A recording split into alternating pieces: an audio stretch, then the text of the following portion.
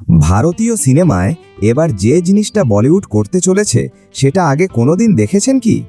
একই সিনেমার দুটো ভার্সন রিলিজ হবে একসাথে একই দিনে। সিনেমার নাম হাউসফুল 5।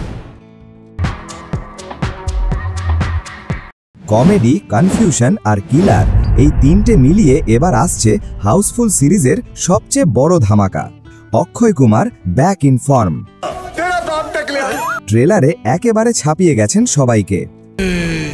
ট্রেলারে একটাই জিনিস বোঝা যাচ্ছে, এইবারের হাউসফুল একেবারে নেক্সট লেভেল। 30 জনের বেশি অভিনেতা, মানে বলিউডের প্রায় সব বড় নাম একসাথে। কিন্তু আসল টুইস্ট কোথায় জানেন? এই সিনেমার শেষ 20 মিনিট দুটো ভার্সানে দুরকম। একটাই খুনি একজন, আরেকটায় একেবারে আলাদা কেউ। অনলাইন টিকিট কাটতে গেলেই আপনার কাছে অপশন আসবে হাউসফুল 5 না হাউসফুল 5A। মানে আপনি চাইলে দুটোই দেখতে পারেন। দুটোই আলাদা এন্ডিং, আলাদা চমক। এটা কি তবে রিপিট ওয়াচিং এর নতুন স্ট্র্যাটেজি? একটা সিনেমা থেকে দুবার টিকিটের টাকা।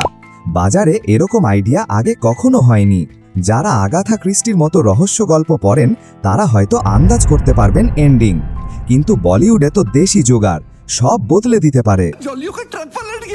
একটাই চিন্তা হচ্ছে, এতগুলো অভিনেতা একসাথে যেন আবার রোহিত শেট্টির সার্কাস সিনেমার মতো হেঁটে ঘনা হয়ে যায়। ওভার অ্যাক্টিং এর চাপে গল্প যেন না হারিয়ে যায়। কিন্তু একটা জিনিস স্বীকার করতে হবে, ট্রেলারে সবাই ওভার অ্যাক্টিং করলেও মজা আছে, পাঞ্চ আছে, আর বক্স অফিসে বাজিমাত করার মশলাও যথেষ্ট। 350 কোটির বাজেট।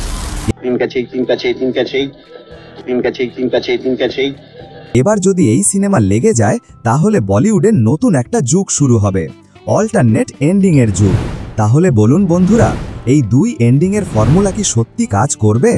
আর অক্ষয় কুমার কি ফের বক্স অফিস কাঁপাতে চলেছেন? নিচে কমেন্ট করে জানাতে ভুলবেন না।